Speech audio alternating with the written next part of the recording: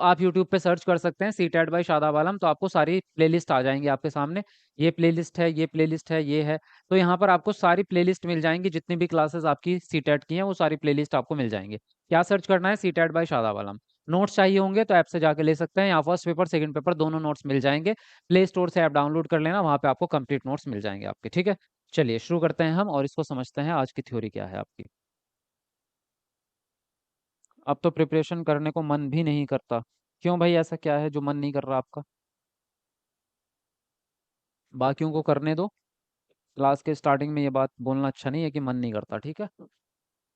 पढ़ाई करने में मन नहीं करता, इसके कई सारे कारण हो सकते हैं, वो अलग अलग कारण हैं, उन पर किसी और वक्त चर्चा करेंगे। फिलहाल अभी जो टॉपिक पढ़ रहे हैं उसको यहाँ पर जो है कंप्लीट कर लेते हैं। बाकी जो आपके सवाल होंगे, जो भी आपकी बातें होंगी, जो भी आपके दिमाग में क्वेश्चन चल रहे होंगे, क्लास के अंत में 5 मिनट डिस्कशन करते हैं, कभी 10 मिनट भी करते हैं, उसमें आप पूछ सकते हैं आपका जो भी सवाल रहेगा। चलिए बात करते हैं। यहाँ पर आज का जो टॉपिक है वो है हार्वर्ड गार्डनर का बहुबुद्धि सिद्धांत, मल्टीपल इंटेलिजेंस थ्योरी। मल्टीपल यानी कि बहुत सारी, इंटेलिजेंस यानी कि बुद्धि। मल्टीपल से पहले बुद्धि को ही समझ लेते हैं कि इंटेलिजेंस होता क्या है आपका। इंटेलिजेंस क्या होता है, बुद्धि का मतलब क्या है आपका। बुद्धि की एग्जैक्ट कोई परिभाषा नहीं है, हालांकि मनोवैज्ञानिकों ने कई परिभाषाएं दे रखी हैं आपकी। जैसे कि आपकी एक स्टीफन की परिभाषा है कि बुद्धि जो है वो दैनिक जीवन के कार्य करने की क्षमता है। लेकिन इसकी कोई सटीक एक परिभाषा में इसको सम अप नहीं किया जा सकता। इसको विशेषताओं के आधार पे समझा जा सकता है। फॉर एग्जाम्पल मैं अगर आपको बताऊं, जैसे आपका संज्ञानात्मक विकास होता है जो आपकी मानसिक क्षमताओं से रिलेशन रखता है। मानसिक जितनी भी क्षमताएं हैं आपकी, चाहे आपका कल्पना करना है, चाहे आपका डिसीजन मेकिंग है, या प्रॉब्लम सॉल्विंग है, पहेलियां सुलझाना है, चीज किसी चीज को याद करना है ना, मेमोराइज करना है, या रिकॉल करना है, पहले से कोई चीज आपको पता है उसके बारे में जानकारी देना, या कोई भी आप काम करते हैं उसमें भी आपका संज्ञानात्मक विकास लगता है। किसी चीज को आप सीखना चाहते हैं तो संज्ञानात्मक विकास लगेगा। तो संज्ञानात्मक विकास की बहुत सारी आपकी क्या है, पार्ट्स हैं या उसकी विशेषताएं हैं। अगर हम मैं बात करूं तो जो बुद्धि है आपकी, ये बुद्धि भी आपके संज्ञानात्मक विकास का ही एक हिस्सा है। जो आपका इंटेलिजेंस है, पूरे संज्ञानात्मक विकास का एक छोटा सा हिस्सा है बुद्धि। यानी कि बुद्धि के बिना आपका संज्ञानात्मक विकास अपाहिज हो जाता है, आपके संज्ञानात्मक विकास की कोई वैल्यू नहीं रह जाती अगर बुद्धि को उससे अलग कर दिया जाए। तो बुद्धि जो है वो बेसिकली संज्ञानात्मक विकास का ही एक हिस्सा है। अब बुद्धि की क्या विशेषताएं होंगी? बुद्धि को ऐसे देख नहीं सकते आप सामने से। बुद्धि को देखने का कोई नजरिया नहीं होता, या उसको नाप तोल करने का कोई नजरिया नहीं होता। हालांकि बुद्धि परीक्षण होते हैं बुद्धि लब्धि को नापने के लिए, वो भी पूरी तरह से सटीक नहीं होते हैं। तो बुद्धि क्या है एक्चुअल में आपका, इस बात को समझो। बुद्धि जो है आपका, लिखो मत अभी, अभी पहले समझ लो, बाद में लिख लेना चाहिए। तो लिख तो बाद में भी सकते हैं, है ना, मैं वो कहता हूँ पहले बात को समझ लेना चाहिए, उसके बाद में लिख भी सकते हो। लिखने का काम बाद में भी हो जाएगा। हाँ, तो क्या है कि बुद्धि क्या है आपका, बुद्धि जो होती है आपकी उसकी कई सारी विशेषताएं उसके अंदर आ सकती हैं। जैसे सबसे पहला जो निर्णय है आपका, वो है लर्निंग। जब आप किसी दुनिया में, जब जैसे बच्चा पैदा हुआ है और जब वो लर्निंग को स्टार्ट करता है, तो तब उसको एक सूझबूझ की जरूरत होती है। किसकी? सूझबूझ की जरूरत होती है, जिसको आम भाषा में अकल कह देते हैं ना, कि अकल है तेरे में, है ना। अकल क्या घास चरने गई है तेरी, तुझे बात समझ में नहीं आ रही है।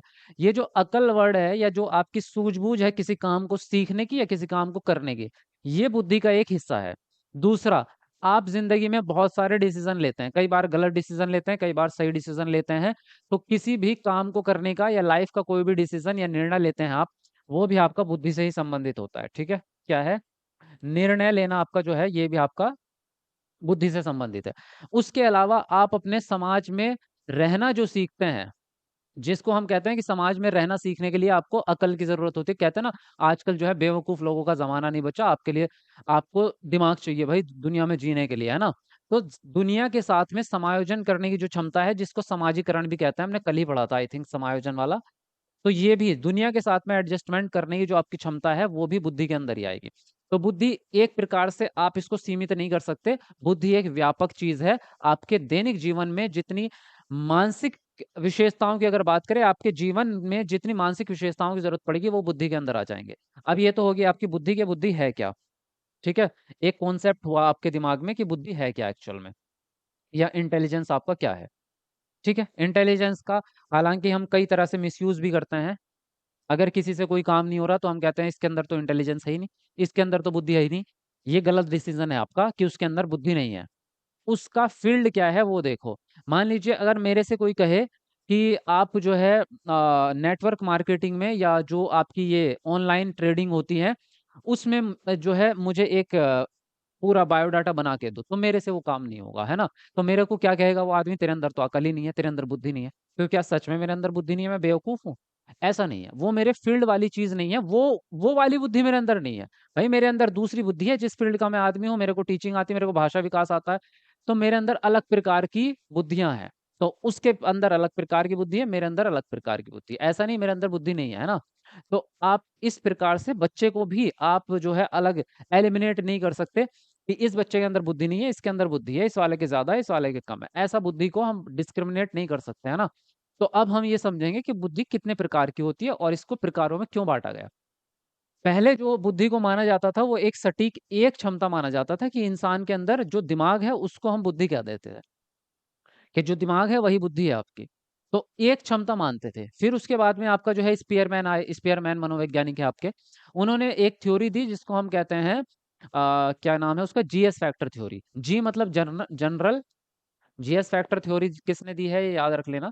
जी फॉर जनरल यानी कि सामान्य, और एस फॉर होता है स्पेसिफिक यानी विशिष्ट, स्पेसिफिक। तो उन्होंने बोला एक तो आम आम आपके एक सामान्य बुद्धि होती है हर व्यक्ति के अंदर, और एक होती है विशेष प्रकार की बुद्धि। आम आम जो बुद्धि होती है आपकी, जो सामान्य बुद्धि है, वो तो दैनिक जीवन के काम में आती है कि आप बातचीत कर रहे हैं, कुछ भी खाना पीना खा रहे बना रहे, वो चीज़ है। स्पेसिफिक बुद्धि होती है किसी स्किल पे बेस्ड, यानी कि जो काम में आप माहिर होते हैं बाकी दुनिया से हट के। जैसे कोई नाई का काम करता है, उसके अंदर वो स्पेशल बुद्धि है कि वो नाई का काम कर सकता है, बाल कटिंग कर सकता है। एक शेफ़ है, उसके अंदर एक बुद्धि है कि वो जो है खाना बना सकता है। इन्होंने 2 फैक्टर थ्योरी दे दी। लेकिन ये भी आपकी चली नहीं, ये भी फ्लॉप हो गई आपकी, है ना? क्या हो गई? ये वाली थ्योरी आपकी चली नहीं, ये फ्लॉप हो गई आपकी। गार्डनर ने भी दी, वो उसके उन्होंने थॉर्नडाइक ने भी दी थी बहुकारक बुद्धि, लेकिन सीटेट में वो आती नहीं है, इसलिए मैं सीटेट में आपको पढ़ाता भी नहीं हूँ वो, क्योंकि बेकार में आपके दिमाग पे लोड डालना है। सीटेट में जो आती है, वो आती है हार्वर्ड गार्डनर की बहुबुद्धि सिद्धांत। इसमें एक शब्द है बहु, है ना? या मल्टीपल, यानी कि एक से ज़्यादा या 2 से ज़्यादा, बहुत सारी, है ना? बहुत कहें या फिर हम ये कह सकते हैं विभिन्न प्रकार की, है ना? तो विभिन्न प्रकार की बुद्धि होती है, और बुद्धि जो है वो एक प्रकार का समुच्चय है या संगठन है ना? या फिर एक प्रकार का समूह है। बुद्धि जो है वो हमारी क्षमताओं का एक समूह है। क्या? क्षमताओं का एक समूह है। किसी एक प्रकार की विशेषता नहीं है, बल्कि ये एक समूह है। विभिन्न प्रकार की बुद्धियों का समूह है। इनका कहना ये है, किसका? हार्वर्ड गार्डनर का। हर व्यक्ति के अंदर 9 प्रकार की बुद्धि होती है। कितनी? 9 प्रकार की बुद्धि होती है, 9। हालाँकि आपकी एनसीईआरटी में 8 प्रकार की लिखी हुई है, तो आप एनसीईआरटी के हिसाब से अगर देखोगे तो वहाँ पर जो है 8 प्रकार की बताते हैं। लेकिन आपकी एक्चुअल में अगर आप बीएड की किताबें पढ़ोगे या हाई लेवल की किताबें पढ़ोगे तो उसमें 9 प्रकार के आपको मिलेंगे। एनसीईआरटी में नहीं दिया उन्होंने, एनसीईआरटी में उन्होंने 1 प्रकार की बुद्धि को हटा रखा है अभी तक, जबकि बहुत पहले ही वो 9 प्रकार की बुद्धि जुड़ गई थी। इन्होंने बोला कि हर व्यक्ति के अंदर ये बुद्धि मौजूद है, होता सिर्फ इतना है कि ये प्रशिक्षण के द्वारा या आपके वातावरण के द्वारा कोई एक प्रकार की बुद्धि बहुत हाई हो जाती है और बाकी की बुद्धियाँ कम रह जाती हैं आपकी, ठीक है? जैसे एक व्यक्ति के अंदर ये बुद्धि है 1, 2, 3, 4, 5, 6, 7, 8, 9।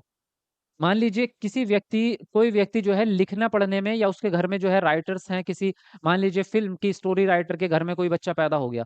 रोज़ उसके सामने कहानियों की बात चलती है, रोज़ ही शब्दावली की बात चलती है, शेरो-शायरी चलती है, तो क्या होगा? उसकी भाषा वाली बुद्धि एकदम अब ऊपर चली जाएगी, बाकी नॉर्मल रह जाएँगी। और अगर किसी बच्चे को बचपन से ही गणित का प्रशिक्षण दिया जा रहा है, बच्चा कैलकुलेशंस बहुत अच्छी करता है, डेली ही उसको मैथ की क्लासेस दी जाती हैं, बच्चे का भी इंटरेस्ट होने लगा कि भाई पहेलियाँ सुलझाओ, अलग-अलग प्रकार की समस्या सॉल्विंग करता है, तो बच्चे के अंदर क्या होगा? बच्चे की जो गणितीय बुद्धि होगी, वो हाई हो जाएगी। तो इससे क्या हो जाता है कि किसी एक प्रकार की बुद्धि आपके अंदर बहुत ज़्यादा हो जाती है और बाकी आपकी नॉर्मल रह जाती हैं। सिर्फ़ 1 ही नहीं होती, 2 भी हो सकती हैं, 3 भी हो सकती हैं, लेकिन सारी की सारी होना बड़ा मुश्किल काम है। 2 या 3 बुद्धियाँ किसी भी व्यक्ति की हाई लेवल पे चली जाती है, बाकी नॉर्मल रह जाती हैं। अब ये तो हो गई सामान्य बातें आपकी कि बहुबुद्धि का मतलब क्या है। अब बुद्धि कौन-कौन सी है, उनकी विशेषताएँ क्या है, वो समझते हैं। अब आपकी यहाँ पर आती है सबसे पहले बुद्धि के प्रकार में भाषाई बुद्धि, यानी कि लिंग्विस्टिक इंटेलिजेंस। लिंग्विस्टिक इंटेलिजेंस का मतलब है कि आप भाषा में बहुत परिपूर्ण हैं। ऐसे व्यक्ति या ऐसे बच्चे जो बोलने-चालने में, लेखन में, स्टोरी टेलिंग में, कहानियाँ सुनाने में, ये आपके शब्दों का खेल है। जिन बच्चों की शब्दावली बहुत अच्छी होगी, है ना? जो बच्चे कहानी सुनाने में या कहानी कहने में, लिखने में, है ना? सुनने सुनाने में आपके बहुत परफेक्ट होंगे, बातचीत करने में बोलचाल में बहुत परफेक्ट होंगे, है ना? तो इनमें क्या हो जाएगी, इनमें आपके भाषाई बुद्धि बहुत ज्यादा हाई लेवल की होती है इनके अंदर, या ये कह दो कि इनके अंदर भाषा बुद्धि होती है। जो बच्चे आपके कैलकुलेशंस में यानी कि गणना में करने में, पहेलियों को सुलझाने में, पैटर्न्स को सुलझाने में, पैटर्न भी आपके रीजनिंग के अंदर आते हैं, तार्किक तर्क करने में, है ना, तर्क करने में, और आपके समस्या समाधान करने में, इनमें जो बच्चे तेज होते हैं, वो उन बच्चों के अंदर क्या होता है, उनके अंदर तार्किक गणितीय बुद्धि पाई जाती है, लॉजिकल मैथमेटिकल इंटेलिजेंस उनके अंदर होता है। जैसे यहाँ पे फॉर एग्जांपल आप देख सकते हैं। इतनी बात आपको समझ में आ गई है? आगे बढ़ते हैं। मैं एक बार आपकी कमेंट देख लेता हूँ, किसी ने कुछ पूछा तो नहीं है? जी। यस सर जी, राइट। उर्दू का पीडीएफ मिल सकता है? अभी तो उर्दू का पीडीएफ अवेलेबल नहीं है, लेकिन मैं तैयार कर रहा हूँ, आपको जल्दी मिल जाएगा। सर थोड़ा माइक पास में करिए, बहुत स्लो आवाज आती है, मेरे मुंह में लगा हुआ है यार, अब के अंदर ही डाल दूं इसको है? मुंह के पास है, बिल्कुल जड़ में माइक यार, और कितना पास करूँ इसको? थोड़ा अपने फोन की भी आवाज बढ़ा लिया करो। किसी किसी फोन की आवाज कम होती है, ये नॉर्मल बात है। भाई अलग अलग कंपनी के फोन की आवाज अलग अलग होती है। तो अगर ऐसे नहीं आती तो ईयरफोन लगा लो फिर, है ना, ईयरफोन में आ जाएगी आवाज। देखो आगे बढ़ते हैं। अब आता है आपका स्थानिक बुद्धि, जिसको स्पेशल इंटेलिजेंस कहते हैं। सबसे ज्यादा इसमें कंफ्यूजन होता है ना, स्पेशल। इसमें स्थानिक या स्पेशल में सबसे मेन बात जो होती है वो होती है, यहाँ पर मैं इधर लिखता हूँ इसको, इसमें होती है एक नापतोल वाली बात। नापतोल वाली बात हो जाती है। अब गणित में मत ले जाना इसको, जगहों के या फिर रेशियो अनुपात वाली बात आ जाती है इसमें, ठीक है? अनुपात वाली बात आ जाती है। और इसमें कला भी आती है आपकी। कला किस प्रकार की होती है आपकी? मूर्ति कला, पेंटिंग बनाना, है ना, पेंटिंग, मूर्ति, ये सब चीजें इसके अंदर आती हैं आपकी। क्योंकि इसमें क्या है आपका, नापतोल सबसे मेन इंपॉर्टेंट है। स्पेशियल का मतलब ये होता है कि किसी भी वस्तु की जो विशेषता है उसके आकार के हिसाब से। जैसे ये पेन है आपका, अगर मैं इसको एक टेबल पर रख के ऐसे धकेलूं तो ये लुढ़केगा, ऐसा लुढ़केगा, है ना, ऐसे लुढ़क के जाएगा आपका, है ना। और इसकी जगह पे अगर मैं एक मोबाइल को अपने हाथ पे रख के या टेबल पे रख के इसको धक्का दूं तो ये खिसकेगा। ये लुढ़क नहीं सकता, ये खिसकेगा। ये भी विशेषता इसकी स्पेशल, स्पेशल या स्थानिक विशेषता है इसकी। इस चीज की स्थानिक विशेषता है कि ये रुड़केगा, और ये लुढ़केगा और वो खिसकेगा। ये चीजों की विशेषता है स्थानिक, स्पेशल। स्पेशल का मतलब यही होता है कि चीजों का आकार, चीजों की आकृति, चीजों का अनुपात। तो आकृति, अनुपात, ये चीजें इसके अंदर आ जाती हैं, ठीक है? तो इसके अंदर किस प्रकार के व्यक्ति होते हैं? जो मूर्तिकार होंगे, मूर्तिकार होंगे, या आपके आर्टिस्ट होंगे, पेंटर वाले, या फिर आपके गाइड होता है जो आपको जगहों पर घुमाता है। गाइड होता है ना, जैसे आप कहीं घूमने जाते हैं, मान लीजिए आप ताजमहल पे घूमने चले गए, आपको नहीं पता क्या क्या चीजें देखनी। वहां पे लोग होते हैं लोकल, वो कहेंगे आपसे मैं गाइड हूँ, आप मुझे 100 रुपए दो, या जो भी उनकी फीस रहेगी, मैं आपको पूरा घुमा दूंगा कौन कौन सी जगह घूमने। क्यों? क्योंकि उनको जगहों के रास्ते पता है, और उनको ये पता है इधर से जाएंगे इधर निकलेंगे, इधर से जाएंगे इधर निकलेंगे। जैसे एक फिल्म थी आपकी शाहरुख खान की, वो वाली फिल्म थी, इसमें क्या नाम था इसका? इसका नाम तो शैजल था, इसका नाम पता नहीं मुझे, शाहरुख खान का नाम क्या था आपका? Rocky, Harry, Harry, Harry met Sejal. When Harry met Sejal, तो उसमें क्या था, ये टूर गाइड था। ये हीरोइन घूमने आती है इंडिया से वहां पे बाहर दूसरे देश में, यूरोप में ये रहता है। तो ये क्या करता है, इसको घुमाता है सब जगहों पे, क्योंकि इनको क्या है, इनको पूरी जगहों का नॉलेज रहती है, कहाँ से किसको जाना है, कौन सी जगह घूमने की है, कितनी देर में पहुंच जाएंगे, कितना टाइम लगेगा, कितनी दूरी है, कितना पैसा लगेगा उस जगह का, वो सब नॉलेज रहती है। तो जिसको स्थानों की, जगहों की नॉलेज रहेगी, उसके अंदर भी कौन सी बुद्धि रहेगी? स्पेशल वाली। उसी प्रकार से मूर्तिकार, कलाकार के लोगों के इनके अंदर होती है स्पेशल आपकी इंटेलिजेंस, ठीक है? अब फोर्थ नंबर पे आती है आपकी शारीरिक गतिक बुद्धि, body kinesthetic intelligence. Body kinesthetic इसके नाम से समझ में आ जाता है, आपका शरीर और आपके शरीर के जो गामक कौशल हैं, गामक कौशल हमने पढ़े थे, सूक्ष्म गामक, आपके स्थूल गामक, gross motor skill, fine motor skills. तो वही जो आपके गामक कौशल हैं, वही आपकी इसके अंदर आ जाते हैं, इस वाली बुद्धि के अंदर। इसमें मोस्टली आपके प्लेयर्स यानी कि जो आपके खिलाड़ी होते हैं, और आपके एथलीट, जो आपके एथलीट भी खिलाड़ियों को ही कहते हैं, जो आपके स्पोर्ट्स खेलते हैं। तो जैसे आप यहाँ पे देख रहे हैं, इन लोगों के अंदर जो भाग दौड़ ज्यादा करते हैं, या जिम करने वाले जो बंदे होते हैं, जिम्नास्टिक्स वाले होते हैं आपके, तो इनके अंदर भी क्या होता है, बॉडी काइनेस्थेटिक इंटेलिजेंस होती है, क्योंकि इनको पता है बॉडी मूवमेंट कैसे करना है। क्रिकेटर्स हो गए, क्रिकेटर्स के अंदर ये बुद्धि होगी। जो शरीर की गति से संबंधित जितने ज्यादा काम होंगे वो आपके इसके अंदर आएंगे, शारीरिक गतिक बुद्धि के अंदर आएंगे। ठीक है, ये हो गया आपका फोर्थ वाला। अब आप ये कह सकते हो कि ये तो नॉर्मल इंसानों के अंदर भी हो सकता है, क्योंकि नॉर्मल इंसान भी खेल तो सकते हैं, भाग सकते हैं, दौड़ सकते हैं। एक्चुअल में वो परफेक्ट नहीं होते, लेकिन जो एथलीट होते हैं वो परफेक्ट होते हैं। आप एक जो एथलीट रनर है उसके साथ में आप दौड़ नहीं लगा सकते। आप 2 मिनट में थक जाओगे, वो 2 किलोमीटर आगे निकल चुका होगा आपसे, है ना। तो उनके अंदर एक अलग प्रकार की संवेदना संवेदना के साथ जुड़ी हुई बुद्धि होती है, सेंस में ही आ जाती है उनकी ये चीज। नेक्स्ट पे आते हैं अब। नेक्स्ट है आपका यहाँ पर संगीतिक बुद्धि, म्यूजिकल इंटेलिजेंस। संगीत में सिंपल है आपका, सिर्फ आपकी जो गाना है, चाहे वो सुनना हो, चाहे वो बजाना हो, या आपका गाना हो, इसमें आपकी लय आती है जिसको रिदम बोलते हैं आपके। इसमें आपकी पीच जिसको बोलते हैं, लयबद्धता, यानी कि जो आवाज कितनी ऊंची करनी है, कितनी नीचे करनी है, तो इसको पीच बोलते हैं, है ना। और इसके अंदर जो है स्वर बोलते हैं, स्वर कह सकते हैं। तो इन चीज़ों की आपकी इसके अंदर जो है, और धुन धुन आपकी जो होती है, तो ये चीज़ें इसके अंदर आती है आपकी। ठीक है, संगीतिक बुद्धि के अंदर। और गानों का बड़ा इनको जो है शौक सुनने का भी होता है और गाने का भी होता है। मतलब ये इनको नॉलेज होती है उस चीज़ की, कि लय की। ऐसे आम लोग गाते हैं तो बड़े बेसुरे लगते हैं ना, मैं जैसे मैं गाऊं तो मैं बड़ा बेसुरा लगूंगा। मेरे अंदर संगीतिक बुद्धि नहीं है, और मुझे गानों की एक्चुअल में पहचान भी नहीं है कि कौन सा गाना कैसा होता होगा। बस जो है कि हमने सुन रखे हैं हमारे टाइम पे, जो भी हमने सुन लिया, अभी कोई गाना रिलीज हुआ या हमारा कोई फेवरेट एक्टर होता है, उसके गाने हमें अच्छे लगने लगते हैं। हमें नहीं पता कि उस गाने में क्या अलग है, उसकी बीट किस प्रकार से बनाई गई है, उसका म्यूजिक किस प्रकार से, उसकी नॉलेज हमें नहीं होगी। हमें सिर्फ वो ये है कि वो अच्छा लगता है वो गाना, तो सिर्फ हमें उसका आनंद लेना आता है, हमें उसकी समझ नहीं है। तो इसका मतलब हमारे अंदर म्यूजिकल आपकी इंटेलिजेंस नहीं है। जिसके अंदर म्यूजिकल इंटेलिजेंस होगी, उसको अंदर की बातें पता होती है कि कैसे गाना बन रहा है, लय कहाँ से ऊंची जानी चाहिए थी, कहाँ से कम, कौन सा शब्द आगे आना चाहिए था, कौन सा पीछे आना चाहिए, किसको खींचना चाहिए था ज्यादा।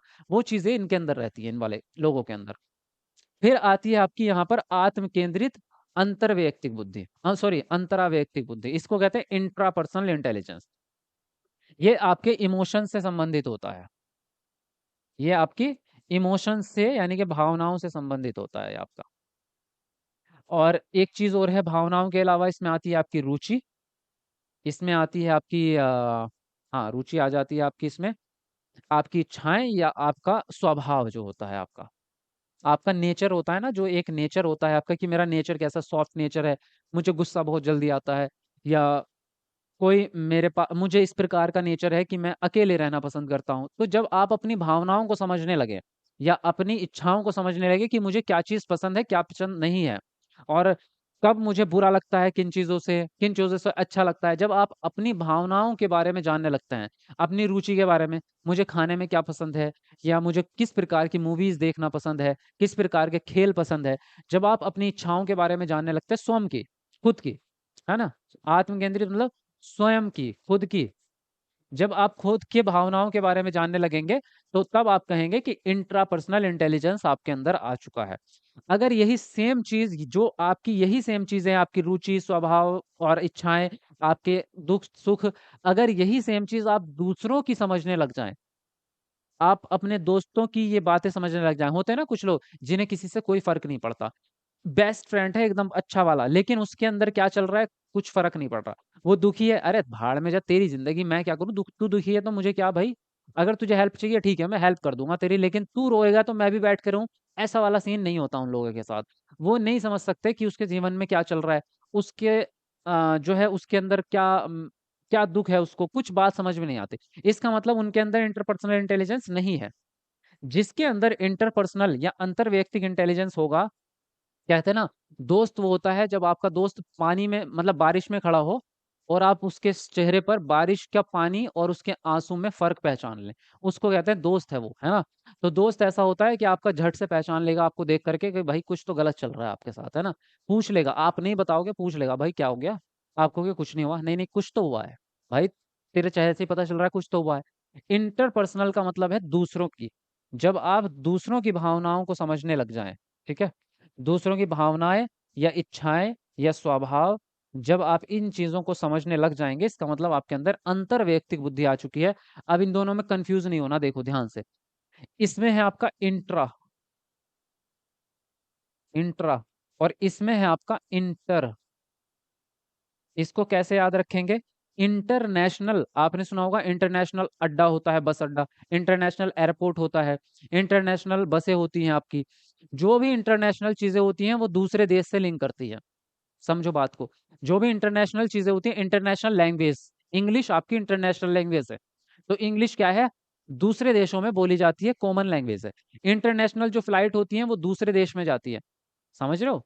जो नेशनल होंगी वो सिर्फ यही मुंबई से दिल्ली तक और कलकत्ता से महाराष्ट्र तक यहीं चलती रहेंगी, है ना।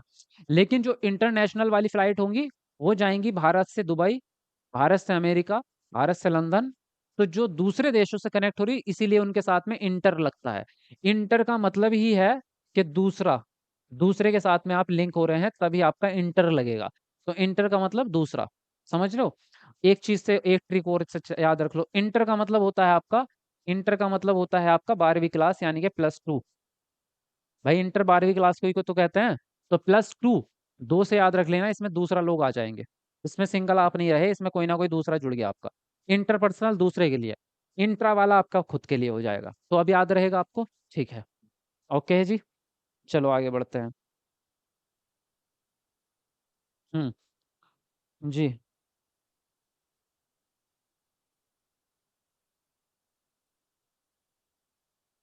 सर आप अपने ऐप पर मॉक टेस्ट कब तक ला रहे हैं? क्योंकि आप पिछले कई दिनों से बोल रहे हैं लेकिन आया नहीं है, प्लीज़ एक सही टाइम बता दीजिए। मॉक टेस्ट, मॉक टेस्ट के लिए मैंने कब बोला? अभी 2-4 दिन में तो मैंने कभी नहीं बोला।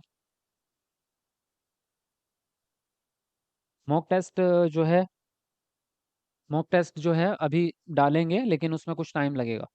मैं अभी उसमें जल्दी करने की कोशिश करता हूँ, जितनी जल्दी डाल पाएंगे, ठीक है। चलो यहाँ तक की बात है आपको समझ में आ चुकी है। वीडियो को लाइक भी कर दो, आज बोल नहीं रहा हूँ तो कर भी नहीं रहा हो, हाँ, खुद से कर दिया करो। देखो फिर नेक्स्ट आता है आपका प्रकृतिवादी बुद्धि, जिसको कहते हैं नेचुरलिस्टिक इंटेलिजेंस। जो चीजें नेचर से संबंधित है, नेचर से संबंधित, आपकी प्रकृति से संबंधित, पेड़ पौधे, मौसम आपका, है ना, आपका मौसम, कब बारिश होगी कब धूप होगी, ये सब चीजें, पेड़ कितनी दिन में कौन सा पेड़ बड़ा होता है, कौन से पेड़ को पानी ज्यादा चाहिए, कौन से को कम चाहिए, ठंड में कौन से पेड़ उगते हैं, गर्मी में कौन से पेड़ उगते हैं, गर्मी में कौन से फल उगते हैं, जाड़ों में कौन से फल उगते हैं, ये चीजें किसको पता होंगी? सबसे ज्यादा, सबसे ज्यादा पता होंगी फार्मर को, है ना। दूसरा किसको पता होंगी? खगोल वैज्ञानिक जो होते हैं आपके, इनको पता रहेगी। उसके अलावा किसको पता रहेगी ये बातें? मौसम विभाग में काम करने वाले लोगों को, ठीक है। मौसम विभाग में जो काम करते हैं वो आपको बता देते हैं ना कि कब बारिश होने वाली है। यही लोग तो आपके फोन पे डाटा अपडेट करते हैं कि कल को बारिश पड़ेगी, परसों को पड़ेगी, है ना। तो इन लोगों को पता रहता है, जो मौसम और नेचर से संबंधित जो ज्ञान है आपका, है ना, या किसी को बहुत ज्यादा लगाव होता है नेचर से, पेड़ पौधों में ही वो पूरा आधा दिन गुजार देता है, वो लोग होता है प्रकृतिवादी। अस्तित्ववादी, अस्तित्ववादी या एक्सिस्टेंस, यानी कि कौन सी चीज एक्सिस्ट करती है, ये एक्चुअल में अस्तित्व का मतलब होता है आपका। ये लोग जो होते हैं जिंदगी से परे वाली क्या चीजें हैं उसके बारे में ज्यादा सोचते हैं। यानी कि कौन सी चीज, जैसे मरने के बाद क्या होगा, है ना, मरने के बाद क्या होगा आपका, आत्मा किसको कहते हैं, क्या होता है आत्मा, क्या होती है बताओ, है ना। आत्मा सच में होती भी है या नहीं होती, ईश्वर को हम कैसे मिलें या ईश्वर की प्राप्ति कैसे करें, है ना। ये और इसके अलावा जो है कोई भी चीज अस्तित्व में है या नहीं है, जो हमारी एनर्जी है वो एनर्जी किस प्रकार से काम करती है आपकी। तो ये लोग इस तरह की बातें करते हैं, अस्तित्ववादी। यही बुद्धि ऐसी है जो एनसीईआरटी ने अपने अंदर से हटा रखी है, क्योंकि मुश्किल काम है इसको समझाना। तो एनसीईआरटी ने इसको बाहर हटा दिया 12वीं क्लास से। तो इसलिए ये आपको मिलती नहीं है, लेकिन एक्चुअल में ये भी इसके अंदर है। ये कब बनाई गई? आपकी सन 2000 में। और ये आपकी ये वाली 1998 में। उससे पहले आपकी केवल 7 बुद्धि हुआ करती थी। 7 बुद्धि के बाद 1998 में संशोधन किया खुद ने ही, हावर्ड गार्डनर ने, और एक और बुद्धि जोड़ दी। 2 साल बाद फिर से, 2 साल बाद हाँ फिर से जो है इन्होंने एक संशोधन किया और आपकी एक और बुद्धि ऐड कर दी। तो अब टोटल कितनी हो गई आपकी? 9 हो गई, ठीक है। तो ये अस्तित्ववादी बुद्धि हो गई। आपको पता चल गया अब 9 की 9 बुद्धि कौन कौन सी है। अब ये बुद्धि जो है मैंने आपको बता ही दिया था, इनमें से हर व्यक्ति के अंदर ये सारी बुद्धियां मौजूद होती हैं। लेकिन आपका वातावरण और आनुवंशिकता भी डिपेंड करती है। अगर जो माता पिता में जिस प्रकार की बुद्धि होती है, वही बुद्धि मोस्टली बच्चों में भी ज्यादा होती है। तो एक तो आनुवंशिकता भी साथ करती है, दूसरा यह है कि हम वातावरण के माध्यम से बुद्धि को बढ़ा सकते हैं। ये बात याद रख लेना हमेशा। अब मैं आपको ये कुछ चीजें ट्रिक की बता रहा हूँ जो आपको एग्जाम में काम आएंगी, तो ये बातें आपको याद रखनी है, ठीक है। क्या बातें याद रखनी है आपको, देखो। नंबर एक बात यह है कि बुद्धि लब्धि को बढ़ाया जा सकता है, बुद्धि को बदला जा सकता है।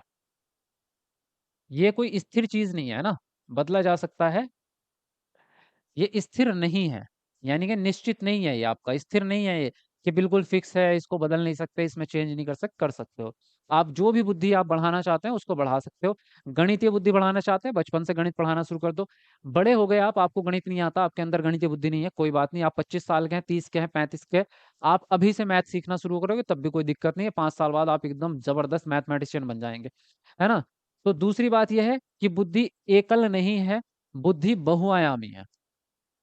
बुद्धि बहुआयामी है, क्योंकि हमने 9 प्रकार तो इसके पढ़ी ही नहीं, ये आयामी है इसका, है ना। यानी कि बुद्धि एक से ज्यादा होती है। अब इसकी ट्रिक ये है कि जब भी इसका प्रश्न आएगा बुद्धि से रिलेटेड, अगर विशेषता पूछी तो आपको पहचान लोगे कि कौन सी बुद्धि, भाषा बुद्धि कौन सी होती है, विशेषता तो आप पहचान ही लोगे।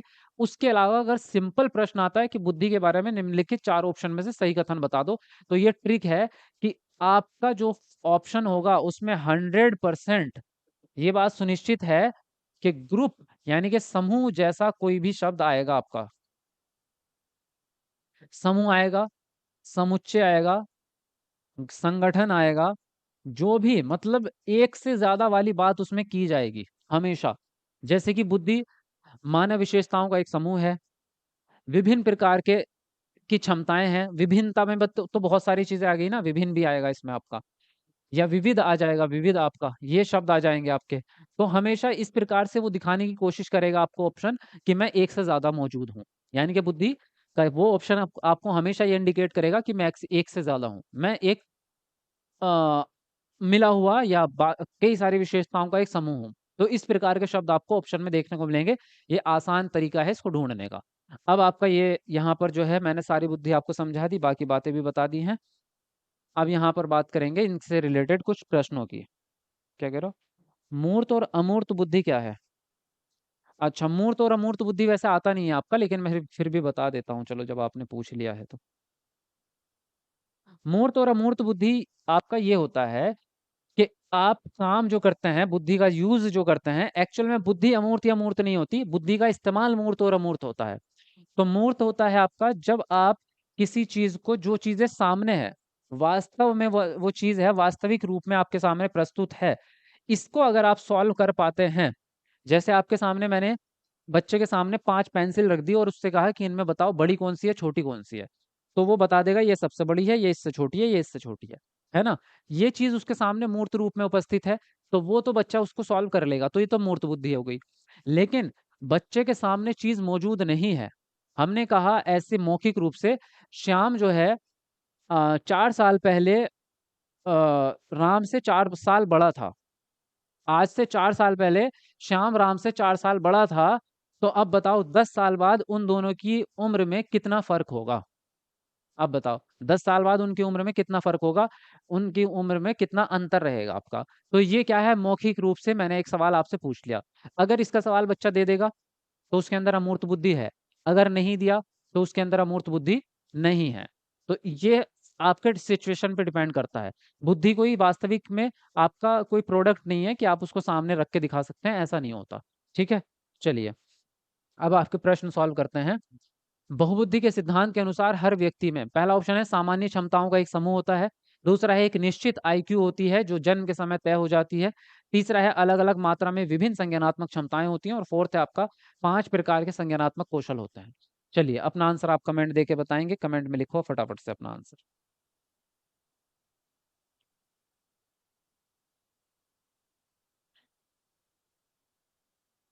क्या कह रहे हो भाई? केवीएस पीआरटी की वैकेंसी कब तक आएगी, कोई आइडिया है? मैंने आपको आइडिया अपना बता दिया था, इस साल के अंत अंत में ही, मतलब केवीएस, मैं ये मानता हूँ केवीएस का जो पेपर होगा वो 2025 के शुरुआती शुरुआती दौर में होगा, 2025 में। 24 में केवीएस का पेपर नहीं होगा। हम्म। करो जी सब लाइक, सर इतना मेहनत करते हैं शर्म नहीं आती? अरे ऐसे नहीं बोलते आफी अंसारी। ये ऐसे नहीं बोलते किसी को भाई, इच्छा की बात होती है। देखो यहाँ पे बात करें बहुबुद्धि के सिद्धांत के अनुसार हर व्यक्ति में क्या है, सामान्य क्षमताओं का एक समूह है। तो आपको लग रहा होगा ये समूह तो आ गया इसमें, लेकिन मैंने बोला था सामान्य क्षमताओं का नहीं, विशेष क्षमताओं का। भाई इतनी ये विशेषताएं विशेष ही तो हैं कि आप बाकी लोगों से अलग हट के कुछ नया क्रिएट कर देते हैं, या आपके अंदर अलग क्षमता है तो वो विशेष है। सामान्य नहीं, विशेष कहते हैं इसको। विशिष्ट क्षमताओं का एक समूह होता है आपका। एक निश्चित आईक्यू है, निश्चित नहीं होती है, मैंने अभी आपको बताया था। स्थिर नहीं है, इसको वातावरण के द्वारा प्रशिक्षण दे करके हम चेंज कर सकते हैं। अलग अलग मात्रा में विभिन्न प्रकार की संज्ञानात्मक क्षमताएं होती हैं। संज्ञानात्मक क्षमताओं का मतलब यही है, मैंने शुरू में स्टार्टिंग में बताया कि बुद्धि जो है वो संज्ञानात्मक विकास का ही एक हिस्सा है। इतनी बात क्लियर थी, आपको शुरू में ही बता दिया था। विभिन्न प्रकार की होती है, ये बात भी क्लियर है। और हर व्यक्ति में अलग अलग मात्रा में पाई जाएगी, किसी भी व्यक्ति में बराबर बराबर नहीं होती है। किसी में कोई सी बुद्धि ज्यादा, किसी में कोई सी बुद्धि कम, ऐसे ही चलता है अलग अलग मात्रा में। 5 प्रकार की नहीं होती है, हमारे हिसाब से 9 प्रकार की, एनसीईआरटी के हिसाब से 8 प्रकार की। मैंने पढ़ाई आपको 9 की 9 है, लेकिन आप 8 को ही सही मानना, क्योंकि एनसीईआरटी के हिसाब से सीबीएसई चलता है। तो आपका सी ऑप्शन यहाँ पर राइट हो जाएगा। नेक्स्ट है आपका, किस प्रकार की बुद्धि वाले व्यक्ति में अपने पूर्व ज्ञान के आधार पर संबंध बनाने में सक्षम होते हैं और विचारों के बीच वर्गीकरण, पैटर्निंग और संबंधों को गहराई से देख पाते हैं। तर्क गणितीय बुद्धि, शारीरिक गति संवेदनात्मक बुद्धि, अंतर्वैयक्तिक बुद्धि या भाषाई बुद्धि। तो बताएंगे यहाँ पर कौन सा ऑप्शन सही होगा। चलो जल्दी से लिखो अपना आंसर।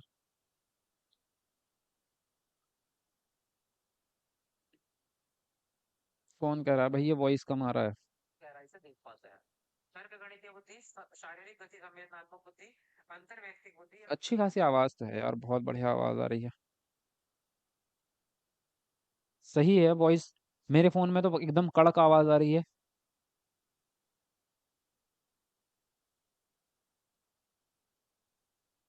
देखो यहाँ पे बात करें तो इसमें आपको पता चल रहा है पैटर्निंग, पैटर्न बनाना, यानी कि ये क्या है, रीजनिंग है। पैटर्न बनाना क्या है, रीजनिंग है। संबंध बनाना ये भी रीजनिंग है, तर्क है आपका, है ना। वर्गीकरण, ये गणितीय क्षमता है आपकी, वर्गीकरण करना। तो आंसर राइट होगा आपका तर्क गणितीय बुद्धि, पहला ही ऑप्शन यहाँ पर आपका सही हो जाएगा।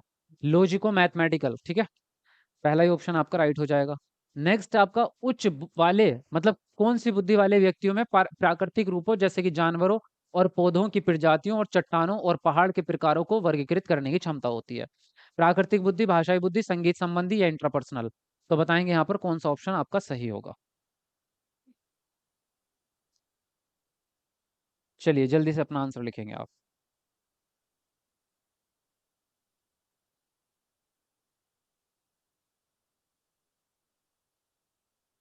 हाँ जी, तो यहाँ पे तो आपको साफ सुथरा दिख रहा है, इसमें तो ज्यादा बड़ा घुमाया नहीं है, साफ सुथरी चीजें लिखी हुई है।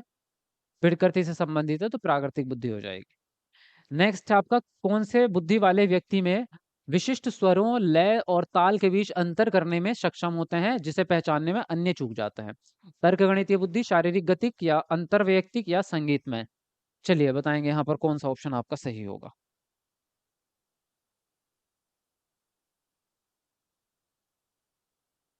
चलो जल्दी से लिखो अपना आंसर।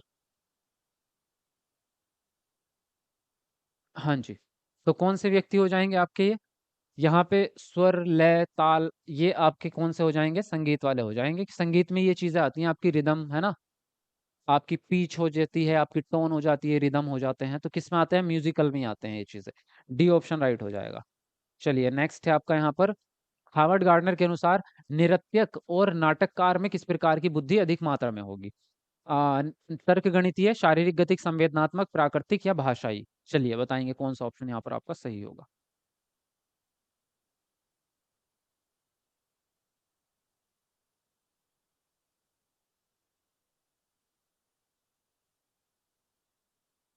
हाँ जी, लिखते रहो अपना आंसर फटाफट से।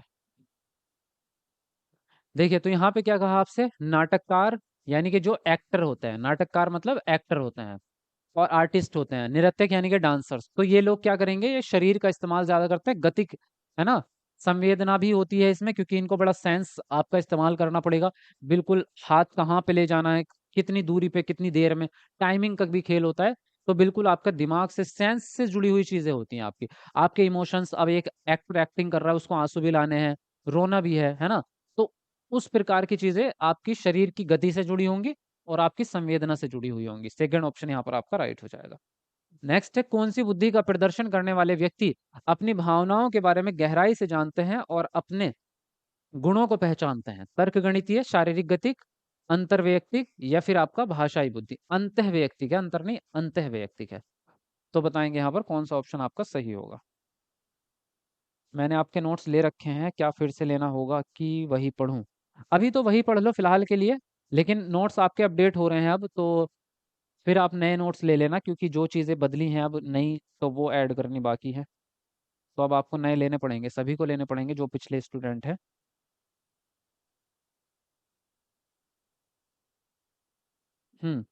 क्या हो जाएगा आपका? भावनाओं के बारे में है, इमोशंस के बारे में है, तो इंट्रापर्सनल हो जाएगा आपका, ठीक है। इंट्रापर्सनल हो जाएगा, सी ऑप्शन। नेक्स्ट है, हार्वर्ड गार्डनर ने कौन सी धारणा धारणा धारणा को चुनौती दी है? बुद्धि पूर्व निर्धारित और निश्चित होती है। बुद्धि एक व्यापक धारणा है जो एकात्मक नहीं है।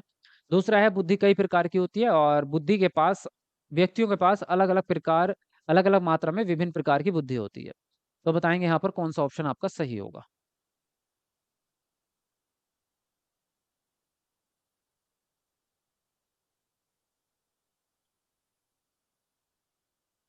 ट्वेल्थ के बाद आईटीपी करने वाला स्टूडेंट कौन सा पेपर दे सकता है सीटेट का? दोनों दे सकते हैं, फर्स्ट भी सेकंड भी।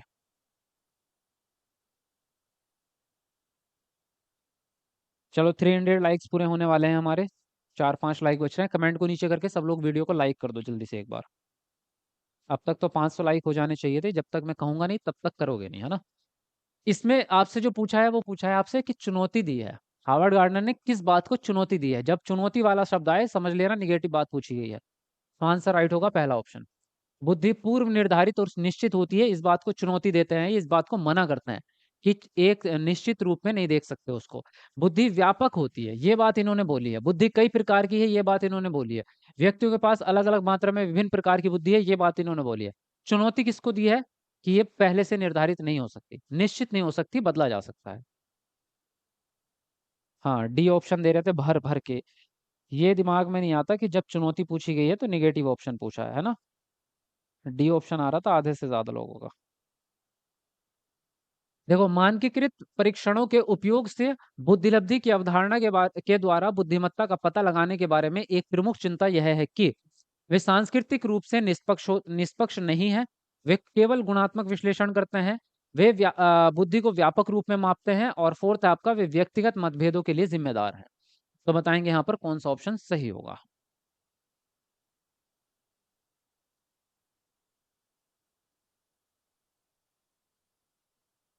चलो फटाफट लिखो अपना आंसर। हाँ जी। मैं 32 साल की हूँ, मैं एडमिशन ले सकती हूँ। एडमिशन लेने के बाद क्या मैं गवर्नमेंट टीचर बन सकती हूँ? आपको अगर एडमिशन लेना है तो बीएड करना या आईटीपी करना, अब डीएलएड मत करना आप, क्योंकि डीएलएड वाले प्राइमरी में ही उलझ के रह जाएंगे। आप अगर बीएड करोगे या आईटीपी करोगे तो आपको सिर्फ जूनियर में नहीं बल्कि टीजीटी और पीजीटी कक्षा 6 से 12वीं तक के टीचर बनने का मौका मिल जाएगा उसमें। तो जहां भी मौका मिलेगा उसमें एज भी ज्यादा रहती है, क्योंकि प्राइमरी की एज सिर्फ 30 साल है। केवल और केवल आपका टीजीटी पीजीटी में रहती है 35 और 40 साल। तो आप टीजीटी पीजीटी के लिए तैयार हो, तो आप बीएड ही करो सीधा, ठीक है। देखो यहाँ पे बात करें मानकीकृत परीक्षण, मानकीकृत का मतलब होता है जब सब एक जैसा, सबके लिए एक जैसा, यानी कि एक टेस्ट तैयार किया और सभी बच्चों का, सभी प्रकार के बच्चों का टेस्ट उसी से ले रहे हैं आप। तो इससे दिक्कत क्या आ जाती है? सबकी क्षमता आपको पता नहीं चलेगी। तो दो प्रकार की दिक्कत आती है इससे। अगर मानकीकृत परीक्षण एक कक्षा में कर रहे हो तो उस कक्षा में अलग अलग प्रकार के बच्चे होंगे, कोई दृष्टिबाधित होगा, कोई श्रवण बाधित होगा, कोई ऑटिज्म, कोई सामान्य, कोई इंटेलिजेंट। तो इससे क्या हो जाती है दिक्कत, कि सभी बच्चों का आप नहीं कर सकते, परीक्षण अच्छा नहीं ले सकते। लेकिन इसकी जो मेन दिक्कत है वो ये है कि ये परीक्षण व्यापक रूप से हम बात करते हैं जब देश, तो ये बना है आपका अमेरिका में। जो बुद्धि परीक्षण बने हैं वो सारे अमेरिका में बने, इंडिया में बने नहीं। तो अगर उसको इंडिया में लागू करोगे तो दिक्कत आ जाएगी कि इंडिया के लोगों का इंटेलिजेंस अलग होता है, इंडिया के लोगों का लेवल अलग होता है, इनकी संस्कृति अलग होती है। तो ये सांस्कृतिक रूप से निष्पक्ष नहीं है, क्योंकि इसमें बदलाव कर नहीं सकते। भाई मानकीकृत शब्द जब आपने लगा दिया तो बदलाव नहीं हो सकता। अगर इसमें बदलाव हो पाता संस्कृति के हिसाब से तो फिर तो कोई दिक्कत नहीं थी, लेकिन उसमें बदलाव हो नहीं सकता, तो दिक्कत कहाँ आ जाएगी कि ये सांस्कृतिक रूप से भेदभाव कर देंगे आपके। ठीक है, गुणात्मक से व्यापक से लेना देना नहीं है, व्यक्तिगत मतभेदों के लिए जिम्मेदार नहीं है। व्यक्तिगत मतभेद पहले से ही है सब लोगों में, सिर्फ उसके हिसाब से आपको बदलाव करना होता है। ठीक है, नेक्स्ट है आपका, जिन व्यक्तियों में आमतौर पर पढ़ने लिखने और कहानियां सुनाने के अच्छे कौशल होते हैं उनमें किस प्रकार की बुद्धि होती है? तर्क गणितीय, भाषाई, अंतर्वैयक्तिक या फिर आपका संगीत में? तो बताएंगे कौन सा ऑप्शन आपका सही होगा। चलिए अपना आंसर लिखेंगे।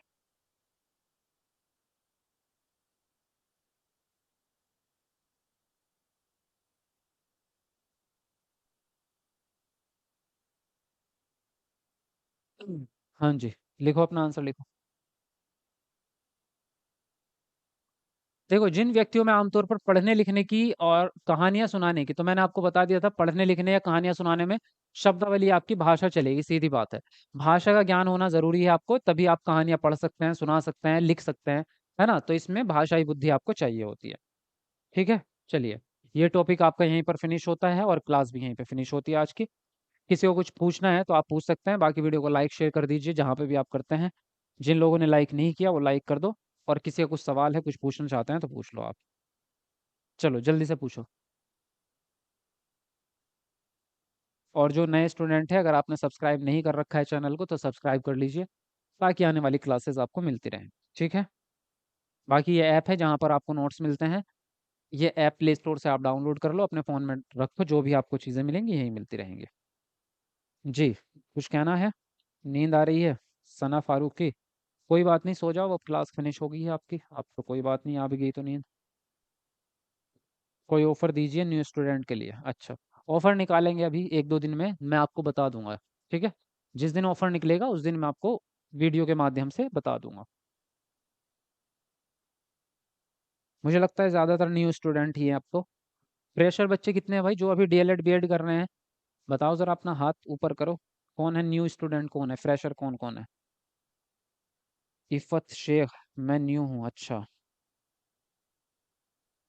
फर्स्ट ईयर में सीटेट की वैल्यू नहीं होती है क्या? होती है, किसने कह दिया? ये अब तो होती है आपकी। आपने एडमिशन ले लिया, चाहे आप फर्स्ट ईयर में हो सेकंड ईयर में हो, आपका सीटेट वैलिड रहेगा। यूपीटेट होती है ऑफर, नोट्स यूपीटेट होते ही ऑफर निकालना। हाँ, यूपीटेट का तो अलग अभी डला नहीं है, अभी डलेगा यूपीटेट का। मैथ की क्लास कब स्टार्ट होगी? मैथ की क्लास अभी कुछ दिन के बाद होगी, एक हफ्ते बाद मान के चलो कम से कम। क्लास बहुत अच्छी है। बुद्धि खत्म हो गई सर जी, आप पहले तैयारी कंप्लीट करा दीजिए, फिर सेट कराइएगा पक्का गुरु जी। तो भाई थ्योरी तो करा रहा हूँ मैं, कौन सा तुमसे एग्जाम ले रहा हूँ? सारी तो थ्योरी क्लास है ये। ऑसम, मैं हूँ न्यू। अच्छा, चलिए, दहिया राजेश, हिना खान, विनोद कुमार, रूपकांति कुमारी, एमएस, अजीम उद्दीन। अच्छा, हम्म, हाँ वही है, नए बच्चे काफ़ी ज़्यादा हैं, अभी फ्रेशर है सभी लोग। Hmm, I am new student, Shailendra Kumar, Kausar Jahan, Sana Farooqui, Amrita, Ayush Mishra. SST class कब होगी?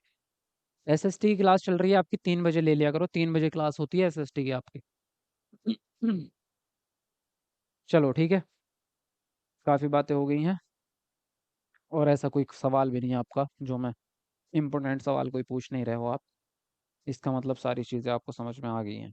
चलो ठीक है, मिलते हैं आपको नेक्स्ट क्लास में, तब तक के लिए bye bye, take care, good night.